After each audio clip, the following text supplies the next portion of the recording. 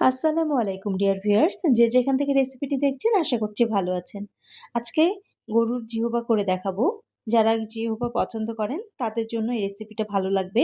আর যারা পছন্দ করেন না, অরুচি লাগে খেতে, তারা তো এই ভিডিওটা না দেখলেই ভালো। এই যে আমি এখানে গরুর জিহবা নিয়েছি, এটা অর্ধেকটা পরিমাণ আছে।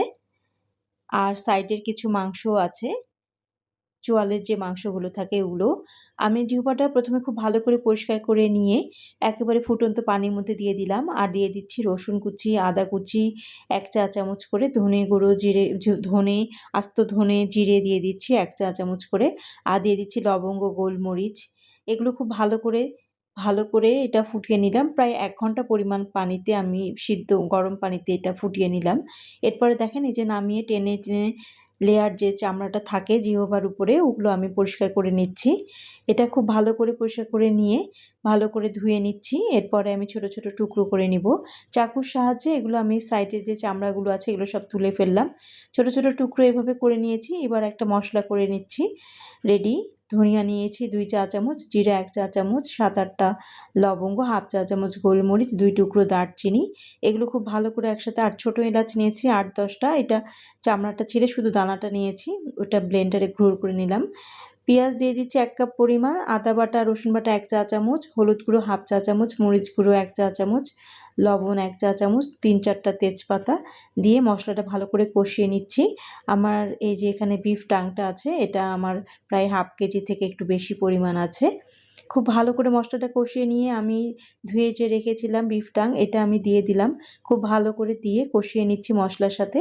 এরপরে রান্নার জন্য পানি দিয়ে দিলাম।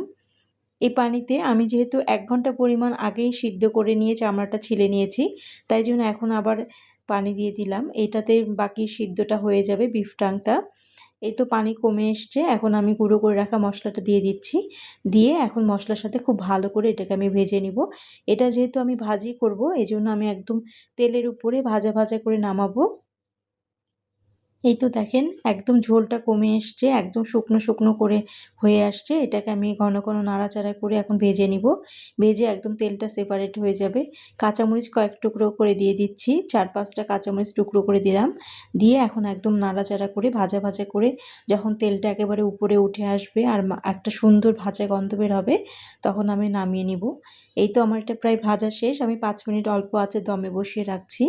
৫ মিনিট পর নামিয়ে নিলাম। যারা জিহ্বা খেতে পছন্দ করেন তাদের জন্য আজকের এই জিহ্বা ভাজাটা খুবই ভালো লাগবে খেতে। আশা করছি আপনারা পছন্দ করবেন। এই যে দেখেন কত সুন্দর হয়েছে লুকিংটা, আর এটা খেতেও ভীষণ ভালো লাগে। গরম সাদা ভাতের সাথে ভালো লাগে, তাছাড়া রুটি কিংবা পরোটার সাথেও এটা খেতে খুবই মজা লাগে। আশা করছি আজকের রেসিপিটা আপনাদের ভালো লাগলো। যারা পছন্দ করেন তাদের জন্য। আজকে চলে যাচ্ছি, আসবো নতুন কোনো রেসিপি নিয়ে। ভালো থাকবেন সবাই। আল্লাহ হাফেজ।